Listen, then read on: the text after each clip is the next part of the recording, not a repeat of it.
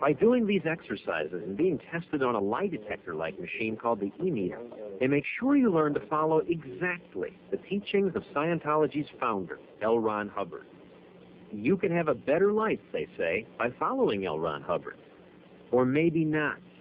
L. Ron Hubbard's son, Scientology's researcher, and other church officials have left the church, and now for the first time they are publicly saying that Hubbard is a liar and the church's main interest is money. From the beginning, this was a fraud. Right, correct. This man is L. Ron Hubbard, Jr., son of the founder of Scientology. He left the church in 1959. He's kept in contact with church members, but out of fear for himself and his family, he has kept silent. Now he feels he has to warn people. Your father never meant to help people to start a religion. He didn't believe it. He was just out to make money. Well, he meant to start a religion for self-aggrandizement, for money, for power. Money and power. Mm-hmm. And he got that in great doses, both of them. Hubbard Jr. was there from the beginning when his father founded Scientology. He was second in command for 10 years. From the beginning, you were cheating people. You were telling them this is a religion, we're going to help you, but the real purpose was to make money. Correct. How much money?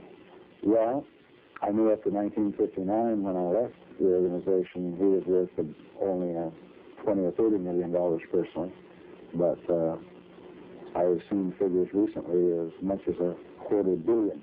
The church denies that Hubbard Sr. profited personally, but does admit the church is well off. Some of the money was raised through people like Andrea Schwartz. She enrolled students in Scientology courses. I would outline a program that pretty closely matched his savings account or matched what he could buy, by getting a loan or whatever. And people would borrow money to take your course. Honey, people would sell their houses. They'd lie to their parents. They'd do just about anything they could. I would have died for L. Ron Hubbard. If I had gotten an order, this is what we need to do to make planet Earth a better place, I would have done it. But what do you find when you look carefully at Mr. Hubbard? Jerry Armstrong was so close to Hubbard, the church appointed him researcher for Hubbard's biography. He assembled thousands of documents on Hubbard, but when he read them, L. Ron Hubbard became a lie. In Scientology's text, Hubbard claims he miraculously cured himself of combat wounds.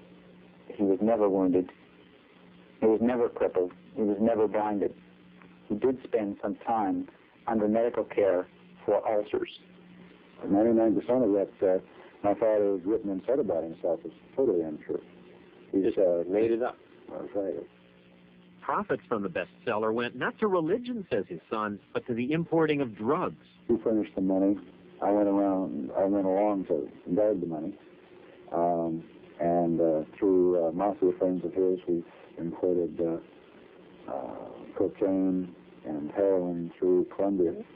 People were giving you money to get happiness, religion, from learning, and you were going to Mexico and Colombia with your father to buy drugs, marijuana and cocaine. Then in England, Australia, New Zealand, Canada, and the United States, government agencies started investigating Hubbard and the church. Hubbard, however, never had to answer any questions because he moved Scientology's headquarters to this ship. And for 5 years, he ran the church from the ship. You were on the boat with him for 4 years. Mm-hmm. You got married on the boat. Right. He gave away my life. He was the surrogate father of the bride. Exactly. Several church officials who were on the boat now say Hubbard used the boat to store millions of dollars. You would see it, help process it? I helped clear it through customs. Millions of dollars. Millions. In briefcases. Armstrong says in 1973, Hubbard went ashore to hide. And these pictures were taken of him in Queens, New York. And the reason he fled the ship was because of a French fraud case. He grew his hair long as part of a disguise, and whenever he went out in public, he wore a little hat and glasses. At the same time, he and his church launched an attack on his enemies. My father's basic policy has always been at least since 1952, is called fair game, which means that anybody that speaks out against Scientology, writes about Scientology, he would do everything in their power to destroy it. Like what? Find out every mean, down, dirty thing that they ever did in their life and use it against them. It's an intelligence operation.